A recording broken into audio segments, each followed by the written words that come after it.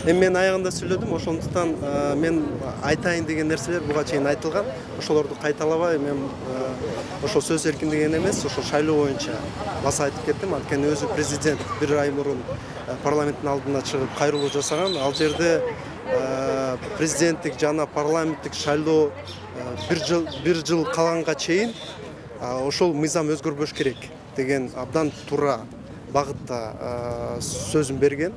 Эмне дегенде, анткени мурунку бийликтегилер 2-3 ай калганда шайлоону өзгөртүп, бурмалап, ошол өзүнүн бийликке калыш үчүн ошондой амалдарды жүргүзгөн. Ал эми ошол менен президент ошол бийликке жармашпаганы жана ошол шайлоо бурмаланбай таза өтүшүнө өзү кызыктар экенин ошону айгинеледи.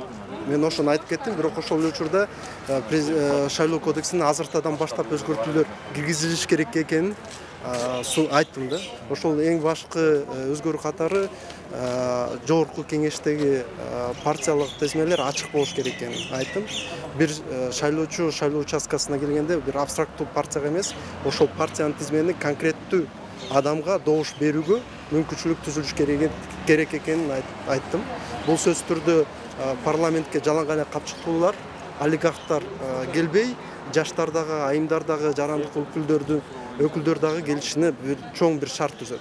Ана мындай өзгөрүү бир гана жогорку кеңеш эмес, Бишкек шаардык кеңеште дагы, Ош шаардык кеңеште дагы болушу керек. Анткени азыр биз барып көрүп жатпайбыз, жалаң бизнесмендер толуп алды да. Ошондуктан бул мыйзамды өзгөрүш керек дедим.